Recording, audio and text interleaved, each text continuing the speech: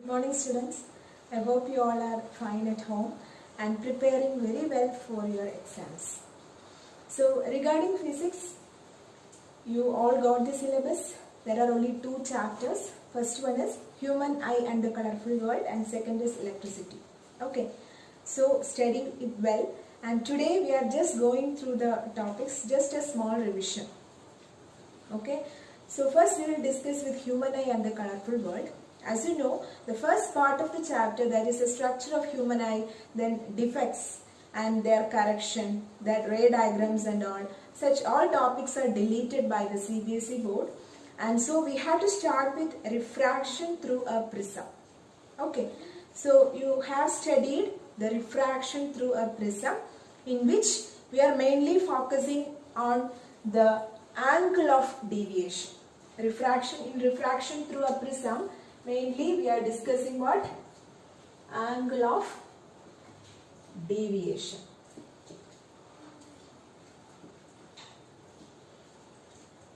And also you must know how to draw the ray diagram for refraction through a prism.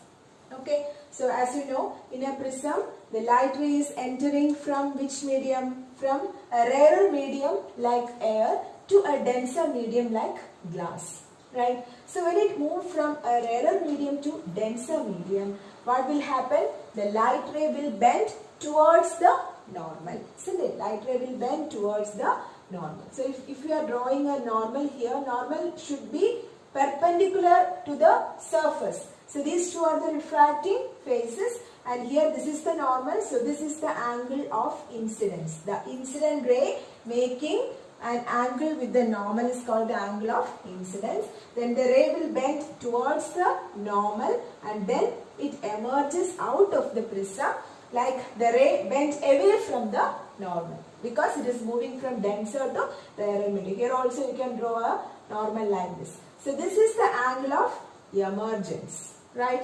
Now this is the angle of refraction. Isn't it? So here what we are doing is, we are extending the incident ray forward like this, extending the incident ray forward and producing the emergent ray backward. Understand? So there is an angle between this incident ray and the emergent ray, and this angle is known as the angle of deviation. Clear? So angle of deviation means the angle made by the incident ray extended forward and the emergent ray produced backwards. Clear? So that's the main attraction here, angle of deviation. Then the ray diagram. Ray diagram should be proper, because you are showing the rays there. So arrow mark must be there, otherwise the mark will be reduced. Understand? So that's all about prism.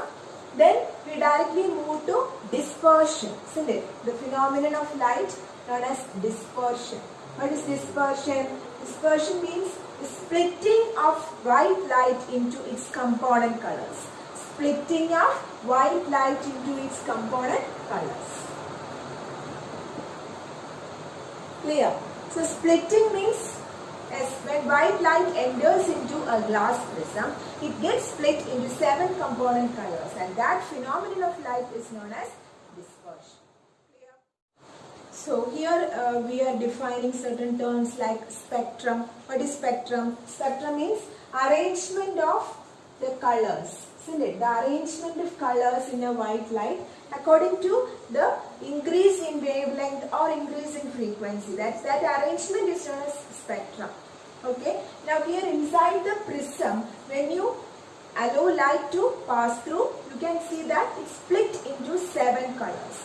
And what is the cause of dispersion? Yes, this is because the 7 colors are traveling inside the prism at different speeds. Okay. Because of the difference in their speeds, you can see 7 colors there, splitting occurs. Understand? So if you are placing a white screen on the other side, there you can see 7 colors, and this was actually discovered by whom? Yes, Isaac Newton. And also he recombined the colors to form white light by taking another prism in the inverted position close to the first prism, and then he allowed white light to enter through the first prism. There he can view the splitting. Then again this splitted light enter into a prism in the inverted position. Then he placed a screen there. There he could find white light. So he said that white light can be split into 7 colors, as well as these 7 colors can be recombined to form white light. Okay, so recombination as well as dispersion was found by Isaac Newton. Clear? And a beautiful phenomena, a natural phenomena which explains this dispersion is which one? Rainbow. Yes, rainbow is a beautiful example, natural example for dispersion. But inside the rainbow, not only dispersion occurs, so many phenomena are there. Which are they? First one is dispersion. Yes, second is refraction, because these water droplets will act like a prism, and so when the light enters from air to this water, so there is a medium change, right? So air is a rarer medium and water is a denser medium. So since there is a medium change in medium, refraction occurs. So first phenomena is dispersion plus refraction. Again, inside the water droplet, internal reflection occurs. Inside the water droplet, internal reflection occurs. Internal reflection occurs. And finally, out of the, when the light ray moves out from the water droplet to air, again refraction occurs. So these are the phenomena that is happening inside a rainbow. But if it is asked for what is the main phenomena, like that, if the question is there, you have to write dispersion. Understand? Now we move to scattering of light. Scattering, another phenomena of light. So in scattering of light, actually we have to explain one more topic there that I left in that particular portion, that is Tyndall effect. Tyndall effect, that I will explain now. Tyndall effect. So what is this Tyndall effect? You may have studied in chemistry. That is, actually this Tyndall effect is the scattering of light by the particles in air. Scattering of light by the minute particles in air is known as Tyndall effect. This can be beautifully demonstrated, or you can view this Tyndall effect where, as in a dark or dusty room like that, if you are allowing light to pass through it, or if sunlight is passing through a room, a dusty room, you can view the path of light, isn't it? And there small particles will be present in that path of beam of light. You may have viewed it, and all of you have experienced that. So that is a beautiful example for Tyndall effect. What is happening there is when light enters into that particular room, the dust particles present there is allowing this light to deviate into different directions. That is called scattering, and that effect is known as Tyndall effect. Clear? This scattering of light is beautifully explained with the help of an experiment that is given in your last page of that chapter. In that chapter, there is a beautiful experiment given there. Now I am going to explain that experiment. That is, so this is the experimental setup for demonstrating the scattering of light. So we already have studied scattering. So anyway, for doing this experiment, what are things you need? Let us look here. First is a source of light. A source of white light. Okay. Source of white light. Then we have two convex lenses. This is first lens L1 and this is the second lens L2. Two convex lenses.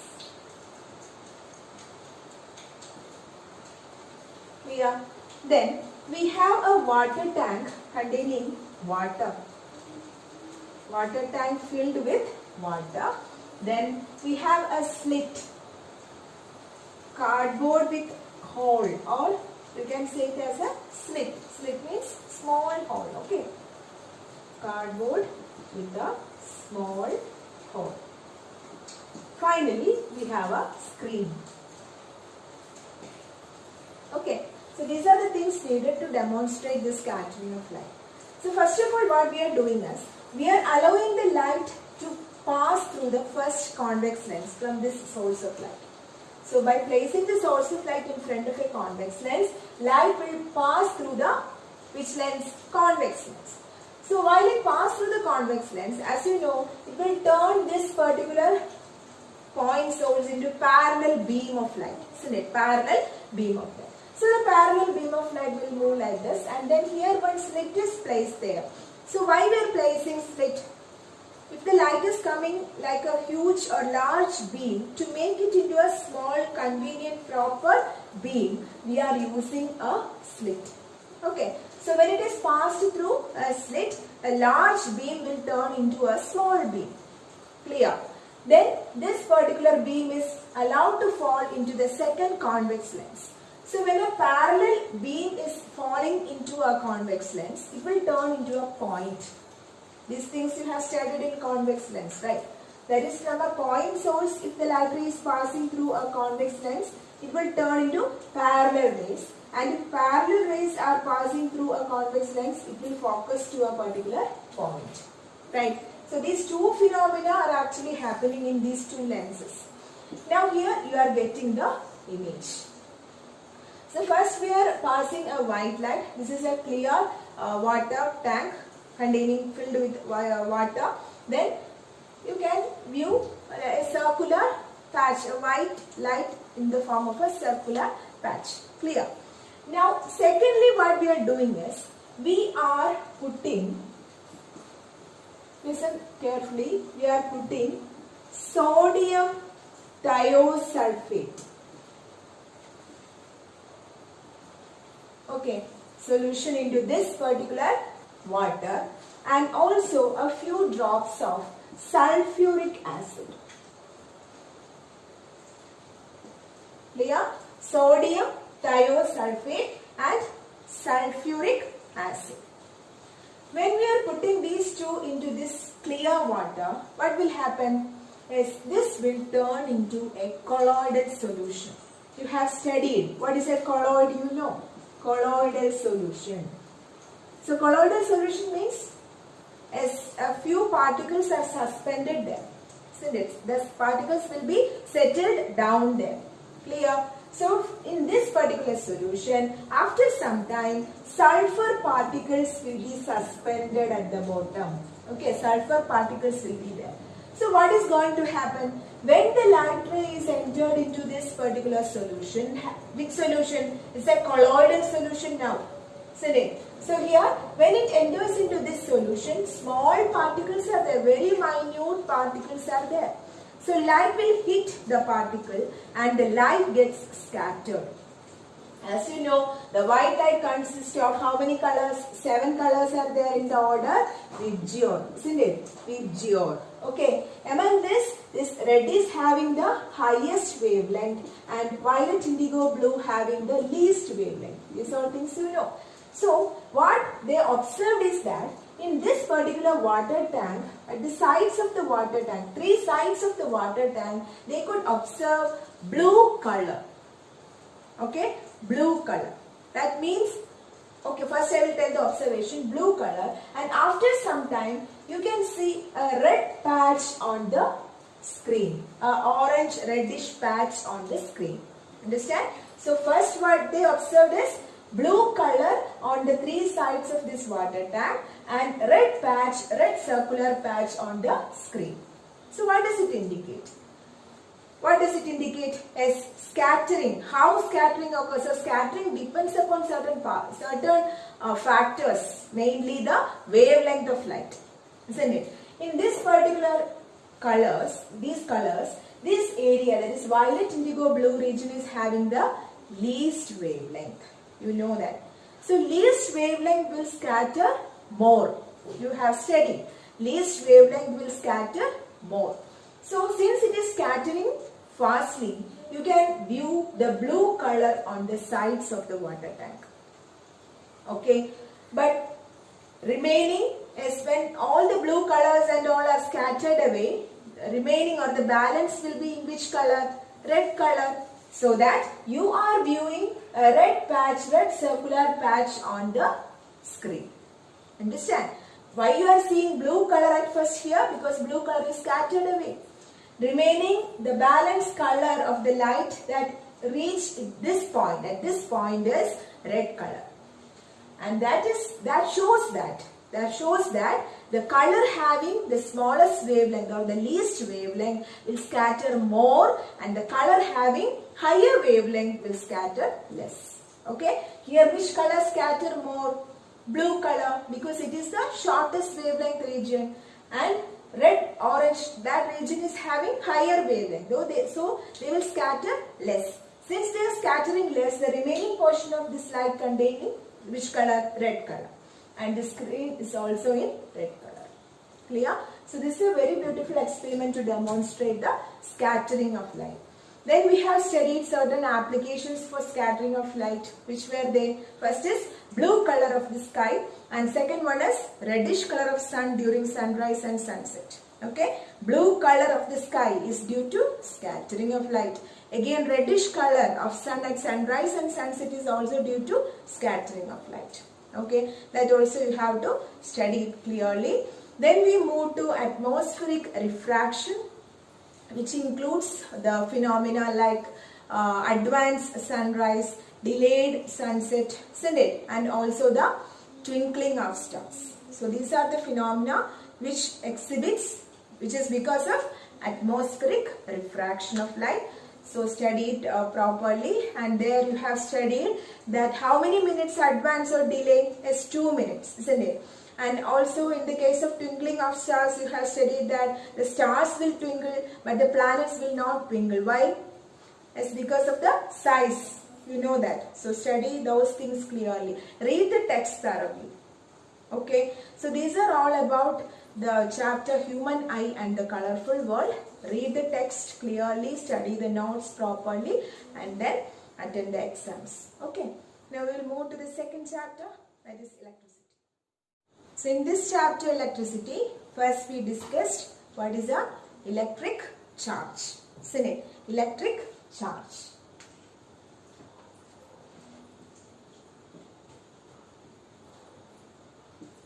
Then its unit. Unit is coulomb. As you know, it is coulomb. Then second is electric current, represented by I, isn't it? Electric charge represented by the letter Q. And I is equal to Q by T. That is rate of electric charge. That is electric current. Clear? Now, we told that this electric current has the unit ampere. Then we defined 1 ampere, that is 1 coulomb in 1 second. 1 coulomb of charge flowing in a conductor in 1 second is known as 1 ampere. Then we mentioned the direction of electric current. Which are they? As conventional current and electronic current is there. So conventional current we are taking, that is a direction from positive terminal to negative of the battery. Clear? Then we studied certain circuit symbols. Which are the circuit symbols, especially for battery, then cell, resistance, rheostat, ammeter, voltmeter, key, both open and closed. So many circuit symbols we have studied, and we studied about open circuit and closed circuit. Electric circuit, what is the need of an electric circuit? Okay, all things you know. Then we studied the most important topic, that is potential difference. Potential difference. Here we told that the current is measured with the help of ammeter. Ammeter is always connected in series. Then potential difference represented by the letter V. Clear? Then you know potential difference means the work done to move a charge from one point to another, which is given by V is equal to W by Q, or 1 volt equal to 1 joule by 1 coulomb. 1 joule of work done to move 1 coulomb of charge from one point to another is known as the potential difference. The potential difference is measured with the help of a device known as voltmeter, and voltmeter is always connected in parallel. Very important. Voltmeter connected in parallel and ammeter connected in series in a electric circuit. Understand? Then we derived a relationship between V and I. Between potential difference and current, we derived a relationship. And what is that? As it is given by Ohm's law. You all know it is very important, Ohm's law. What is the statement?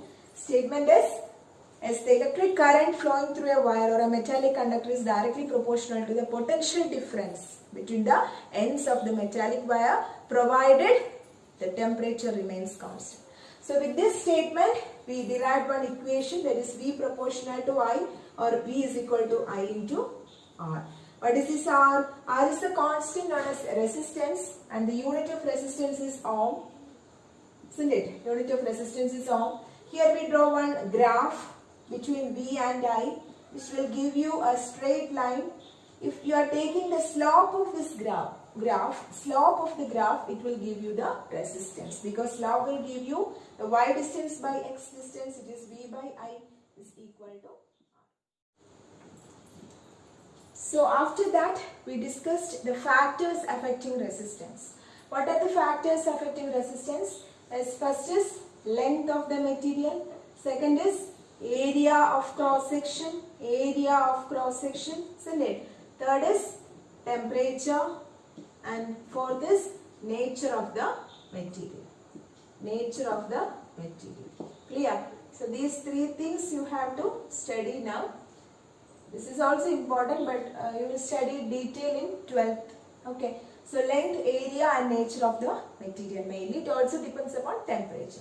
With that, we framed one equation, that is R is directly proportional to L. When L increases or when length increases, the resistance also increases. When the area increases, what will happen? Resistance decreases. Area increases, resistance decreases. So you can write R is inversely proportional to area. Okay. So if there is a question like, through a thick wire or thin wire, more current will flow. Which wire? Thick wire means having more area. More area means resistance is less. If the resistance is less, current will be more. So through a thick wire, the current will be more. Understand? Like that, through a thin wire, the current will be less, as it is having more resistance. Okay? And the equation is R proportional to L by A, or R is equal to rho into L by A. This rho is known as the resistivity of the material, or specific resistance. Both are its names. Specific resistance or resistivity of the material. And its unit is very important. Ohm meter is the unit. Ohm meter. Okay. From this, what is rho? Rho is equal to R into L by A. R into L by A. Again, numericals are asked from this section. So the main and the most important thing that you have to remember here is, first you have to check whether the given physical quantities, the units of physical quantities are in SI unit. For example, if length is given in millimeters, if the length is given in, if it is 3 millimeters, how will you convert to meter? Yes, you will divide by 1000, isn't it? 1000. Already I told that is, it will be easy for you if you are writing it in terms of power of 10. That is, you can write this as 3 into 10 raised to minus 3 meters. 3 into 10 power minus 3 meters. Understand? So, 1 millimeter is equal to 10 raised to minus 3 meters. Note it. Okay. Then 1 centimeter is equal to 10 power minus 2 meters. So these conversions will be there. So you have to read the question properly and do it.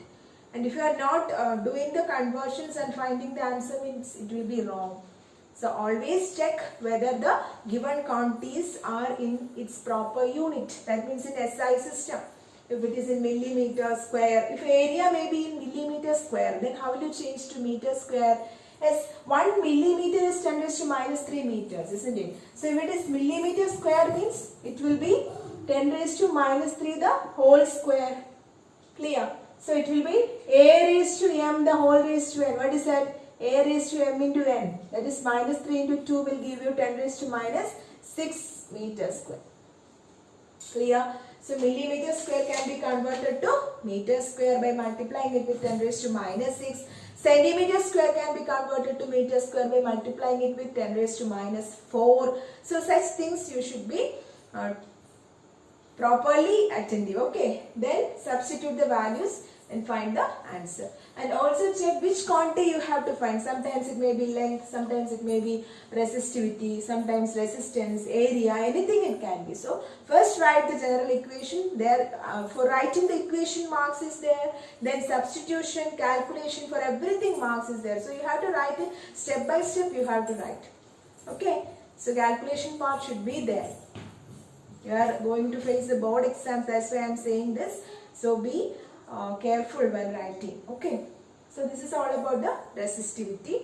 And resistivity doesn't depend upon length and area. Again, another important thing. Resistivity doesn't depend upon length and area. Then it depends upon what? Yes, it depends upon nature of material and temperature. It only depends upon nature of material and temperature.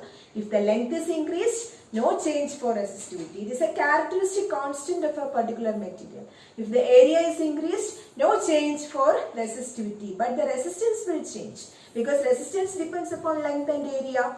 And resistivity doesn't depend upon length and area. Clear? Then we studied about the combination of resistors. Combination of resistors. There are two combinations mainly you have studied in this chapter. They are, first is series and the second is parallel combination. Series, you know, end to end connections. End to end connections. Parallel, the terminals will be connected to a common point.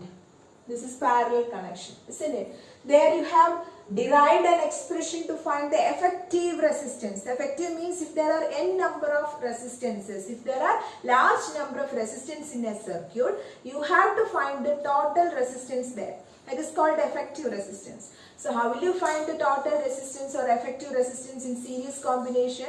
As you will add it, isn't it? If there are R1, R2, etc., you will add like R1 plus R2 plus etc. to Rn. Up to n resistors you will add in the case of series. And you are getting this expression through some derivations that you have to study properly. Okay. Like that in parallel connection also, R1, R2, etc. means how will you find the effective resistance? There you should be very careful that 1 by R is equal to 1 by R1 plus 1 by R2. That is the reciprocal of resistance is the sum of the reciprocals of individual resistances. Isn't it? And what can you conclude here? In the case of series combination, the total will be always greater than the which value? Greatest of the given values. For example, if there are 2, 3, 4, etc. What is the total value? 2 plus 3 plus 4 ohm. Isn't it? That is 4 plus 3, 7 plus 2, 9 ohms. Right. So here the highest value is 4. And the answer is always greater than the highest value. Clear? Now here if it is 2, 4. Okay. So 1 by 2 plus 1 by 4. What is that?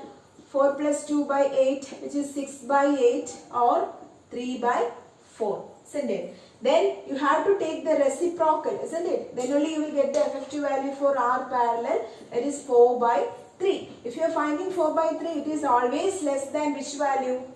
2. So here the effective resistance will always be less than the smallest value of the individual resistances. So these are the conclusions that you are getting here. And also we have discussed certain advantages of parallel connection in household circuits. In household circuits we are preferring parallel more than series. So certain reasons are there that you have to study clearly. Understand? Then we moved to the heating effect of electric current. Heating effect of electric current.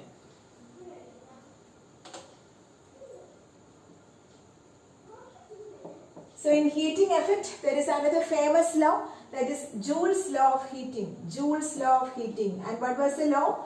As the heat produced in a resistor, the heat produced in a resistor is directly proportional to square of the current, directly proportional to resistance, and directly proportional to the time for which the current is flowing through the resistor. So these are the factors on which heat depends. If the resistance is more, means heat developed will also be more. Okay, here you have studied certain questions like nichrome wire. Why you are using nichrome wires, isn't it? Then in electric bulb, you are using a filament called tungsten. Why you are using tungsten in electric bulb? Then you have discussed certain applications there, applications of heating effect. Which are they? Electric fuse, isn't it? Electric fuse is a very good example for the application of heating effect, or you may call it as safety fuse. And you have studied its construction and how it works, that also you know. So these are the things that we discussed in heating effect. Then we move to electric power. Electric power, as you know, it is a rate of doing work. So power is equal to work by time. Or you can write it as electrical energy by time. We derived certain expressions with the help of this Joule's law. That is, power is equal to V into I. V into I. Isn't it? V into I. Then we substituted the values for V from Ohm's law as well as for I from Ohm's law. Then we got some other equations for power. That is, P is equal to V square by R and also I square R. So these are the equations for electric power in terms of voltage, resistance, current, etc. Very, very important. Okay. Then we discussed about electrical energy. Then commercial unit of electrical energy. What is that? It is kilowatt hour. Yes, kilowatt hour. So this is a commercial unit of electrical energy. And 1 kilowatt hour is equal to how much? 3.6 into 10 raised to 6 joules. Isn't it? 3.6 into 10 raised to 6 joules. How you got this value? That is, kilowatt should be converted to watt. What is the SI unit of power? So when you are converting, you will get 1000, right? 1000 watts is equal to 1 kilowatt. Then again, 1 hour is equal to 3600 seconds. So you will write it as 3600, which is 36 into 10 power 5 or 3.6 into 10 raised to 6 joules. Then you are asked to define 1 watt. 1 watt is, what is the unit of power, right? So power is equal to energy by time. Energy unit is joule and time is second. So you can write it as 1 joule of work done to, 1 joule of work done in a time of 1 second. That is what 1 watt, W-A-T-T. It is a unit of power, SI unit of power. Okay. So these are the main concepts that we have discussed in the chapter electricity. Again, read the text clearly. Also, certain numericals are there based on series parallel connections, series and parallel that we have discussed. So go through each and every question. Whatever question you are getting, you have to do it. Some questions I have attached in the end tab. So go through it, do it. If you have any doubt, contact me. Study well and write the exam very neatly and clearly. Okay. Study the concepts clearly, understand and study, and then write the exams. So all the best to all of you, and thank you. Have a nice day.